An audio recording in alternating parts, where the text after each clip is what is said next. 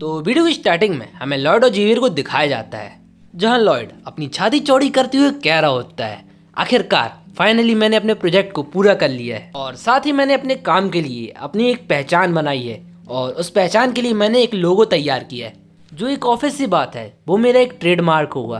तभी वो पीछे मुड़ते हुए जेवियर से कह रहा होता है, जेवियर तुम्हें मेरा ट्रेडमार्क कैसा लगा? वैसे तुम ये सोच रहे होगे कि मैंने एक सिंपल से हाउस को इतने अलग तरीके से क्यों बनाया, लेकिन अभी जब तुम कुछ टाइम बाद इस चीज को देखोगे तब तुम्हारी आंखें खुली की खुली रह जाएंगी, क्योंकि इस विंटर के समय में इस तरह के हाउस सभी लोग को बहुत ज्यादा पसंद आते हैं।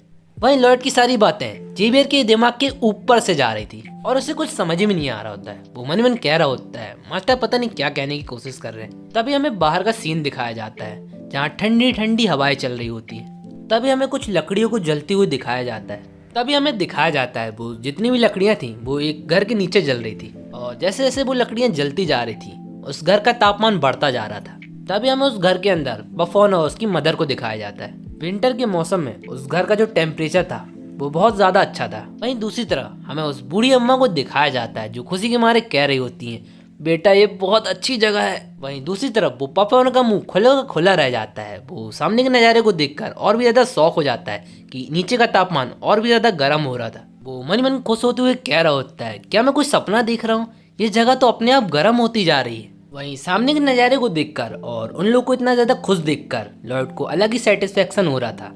वो खुश होते मन मन कह रहा होता है, इस वर्ल्ड में मेरा पहला कंस्ट्रक्शन एकदम सक्सेसफुल हुआ है और इन लोग को इतना ज्यादा खुश देखकर मेरे को भी बहुत ज्यादा अच्छा लग रहा है। वहीं दूसरी तरफ जो पफोनर की जो मदर रहती है उनको उस जगह पे एकदम हेवन जैसी फीलिंग हो रही थी। वहीं सामने के नज़ारे को देखकर और अपनी मदर को इतना ज्यादा स्माइल करते हुए देखकर वो पफोनर बहुत ज्यादा खुश हो जाता है। वो खुश होते हुए कहता है, यंग मास्टर आपका बहुत बहुत शुक्रिया। इतने लंबे टाइम के बाद मैंने अपनी मदर के फेस में स्माइल देखी है, इसके लिए आपका बहुत बहुत शुक्रिया। वहीं पफोनर के मुंह से ये सब सुनकर जेवियर बहुत ज्यादा शौक हो जाता है। उसकी आंखें खुली की खुली रह जाती है। वो मन मन कह रहा होता है, क्या मैं कोई सपना देख रहा हूँ? क्या ये सच में मास्टर लॉयड ही हैं? अगर ये मास्टर लॉयड है तो मैंने आज तक इनका ऐसा फेस कभी नहीं देखा। इन्होंने तो सच में पफोनर की मदर के फेस में स्माइल ला दी।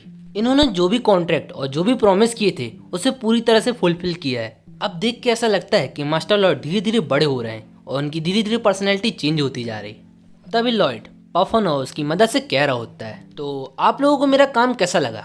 क्या आपको मेरा काम पसंद आया? वहीं लॉयड की बात सुनकर वो दोनों बहुत ज्यादा खुश हो जाते हैं। तभी पफोनर खुश होते हुए कहता है, यंग मास्टर आपका काम बहुत ज्यादा औसम है।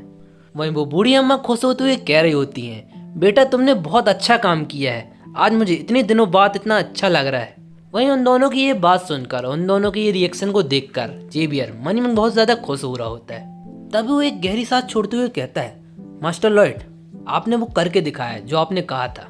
आपने इन दोनों के फेस पे एक स्माइल ला दी। तभी लॉयड के पास सिस्टम का एक डिंग करते हुए मैसेज आता है, होस्ट जेवियर का आपके ऊपर विश्वास 2% इंक्रीज हुआ है, जिसकी अप्रूविंग रेटिंग अब -29 है। साथ ही आपने पफोनर और उनकी मदर की भी बहुत ज्यादा हेल्प की है, इसी कारण आपके आरपी पॉइंट बढ़ गए हैं और आपने 36 पॉइंट अर्न किए हैं। इस सिस्टम के नोटिस को देखकर लॉयड के फेस में एक स्माइल आ जाती है और वो थोड़ा छाती चौड़ा करते हुए कह रहा होता है, आखिरकार मैंने आरपी पॉइंट कमा लिया।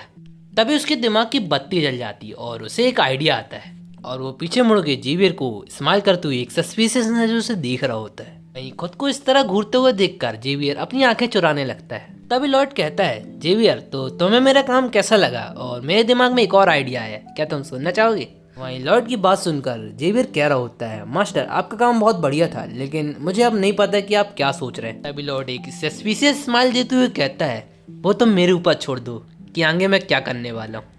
तभी हमें कुछ दिनों के बाद का सीन दिखाया जाता है जहाँ पर लॉयड ने अपने बनाए हुए टेम्परेचर हाउस का एक मस्त बिजनेस प्लान बना लिया था। वहीं कुछ लोग कह रहे होते हैं, अरे यहाँ इतनी लंबी लाइन क्यों लगी है? तभी पीछे खड़ा वो बंदा कह रहा होता है, अरे तुम्हें नहीं पता इस घर का टेम्परेचर इतना अच्छा है कि हमें ठंड का महसूस भी नहीं होता। तभी एक और बंदा कह रहा होता है, मैंने तो ये सुना है कि इस हाउस को यंग मास्टर लॉयड ने बनाया है। तभी एक बंदा बाहर आते हुए कह रहा होता है, हाँ क्या मजा ही आ गया, यहाँ अंदर जाने के बाद मुझे बहुत रिलैक्स फील हो रहा है।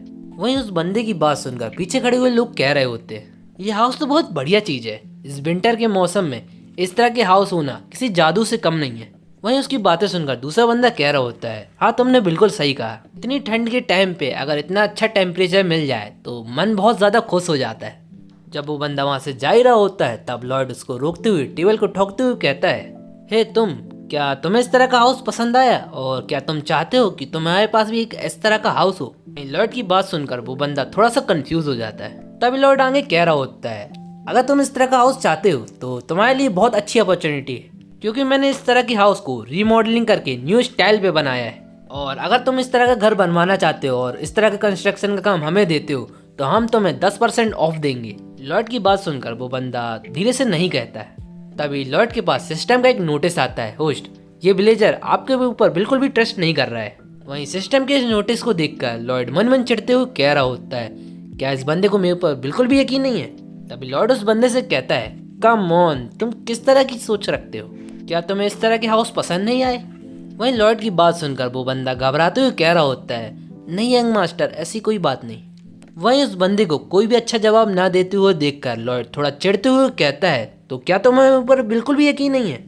अभी वो लोग ये सब बात कर ही रहे होते हैं कि तभी हमें एक बंदे के पैर को दिखाया जाता है। और जब लॉर्ड उस सामने वाले बंदे को देखता है तब उसकी आंखें खुली की खुली रह जाती है। तभी हमें उस बंदे को दिखाया जाता है जो और कोई नहीं बल्कि लॉर्ड के फादर आर्कोस फ्रंटेरा यानी इस पूरी सिटी के बैरन रहते हैं, जो अपनी गंभीर आवाज में कह रहे होते हैं, रिश्ते में तो हम तुम्हें बाप लगते हैं, नाम है आर्कोस फ्रंटेरा।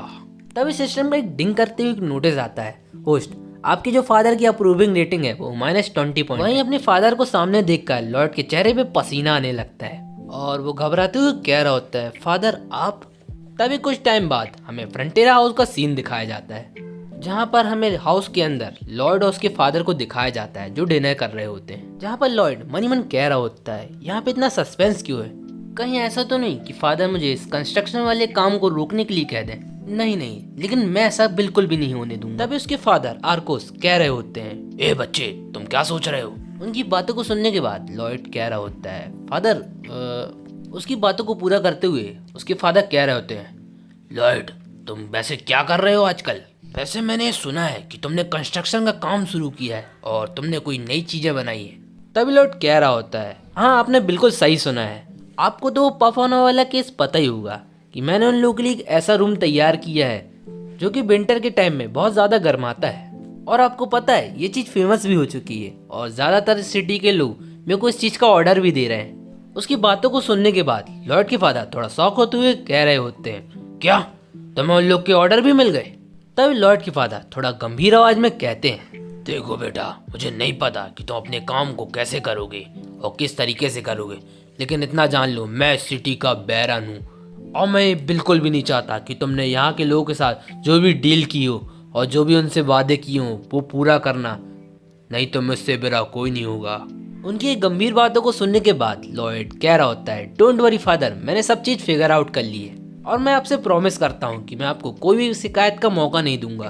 तभी वो उठते हुए कहता है, वैसे अब मेरा खाना हो चुका है तो अब मैं जा रहा हूँ। तभी उसके फादर कहते हैं, अरे तुम कहाँ जा रहे हो? तुमने अपनी प्लेट का भी फिनिश भी नहीं किया है। जब लॉर्ड वहाँ से जा ही रहा होता है तब लॉर्ड के फादर उसे पीछे से आवाज़ देते हुए कहते हैं, बेटा, मुझे पता है कि तुम ये सब कुछ अपनी फैमिली सिचुएशन के कारण नहीं कर रहे हो। मैं इस बारे में खुश तो हूँ कि तुमने इस चीज़ के बारे में सोचा, लेकिन बेटा मैं ये बिल्कुल भी नहीं चाहता कि तुम इस चीज़ के बारे में बिल्कुल भी फिक्र करो। लेकिन तुम मेरा विश्वास करो, मैं जल्द ही इस चीज़ का कोई ना कोई रास्ता निकाल लूँगा, लेकिन तुम्हें इस चीज़ में बिल्कुल भी इन्वॉल्व नहीं होना चाहिए। वहीं अपनी फादर की बातों को सुनने के बाद लॉर्ड थोड़ा इमोशनल हो गया होता है। वो कह रहा होता है, फादर सच में फादर होते हैं, क्योंकि अभी भी मुझे याद है जो मेरे पिछले वर्ल्ड के जो फादर थे वो मुझसे बहुत ज़्यादा प्यार करते थे और भले ही हमारे पास ज़्यादा कुछ नहीं था, लेकिन मेरे बिना कुछ कहे भी वो हर वो चीज़ लिए आते थे जो मुझे चाहिए होती थी। और इस वर्ल्ड में भी मेरी किस्मत कम से कम इतनी अच्छी तो है कि मेरे को एक बेस्ट फादर मिले। लेकिन फादर, आपकी बातों को सुनने के बाद मैं ऐसा कोई भी गलत फैसला नहीं लूँगा। वैसे भी मैं अपने काम को शुरू करने से पहले ही बिल्कुल भी गिव अप नहीं करने वाला। वही लॉर्ड मनीमन कह रहा होता है, लेकिन फादर मैं आपसे ये प्रॉमिस करता हूँ कि अपने हार्ड वर्क से अपनी फैमिली की सिचुएशन को वापस सही करके दिखाऊंगा। लॉर्ड वहाँ से जाते हुए कह रहा होता है, वैसे काम की बात की जाए तो मेरे पास अभी 32 ऑर्डर है ए स्टाइल के और बी स्टाइल के 57 ऑर्डर्स मेरे को मिल चुके हैं। और बात की जाए इन कंस्ट्रक्शन में लगने वाले पैसों की तो इन सभी ऑर्डर से मेरे को कम से कम आधे पैसे तो मिल ही गए। वो वहाँ से अभी चलते हुए जा ही रहा होता है कि तभी वहाँ सामने से उसे दो बंदे आते हुए दिखाई देते हैं और वहीं सामने उन बंदों को देखकर लॉयड थोड़ा शॉक हो जाता है। तो गाइस हम इस चैप्टर को यहीं पे एंड करेंगे और इसका जो अगला चैप्टर है वो अगले वीक में आपको संडे को देखने को मिल जाएगा। और बस मैं आपसे इतना ही कहना चाहता हूँ कि अगर आपको मेरी वीडियो पसंद आती है तो मेरी वीडियो को लाइक और चैनल को सब्सक्राइब जरूर कीजिए। और अगर आपको इस तरह की वीडियो और इस तरह के कंटेंट पसंद आते हैं तो आपको वो मेरे चैनल मिस्टर एक्स वाई मांगा एक्सप्लेन में मिल जाएंगे।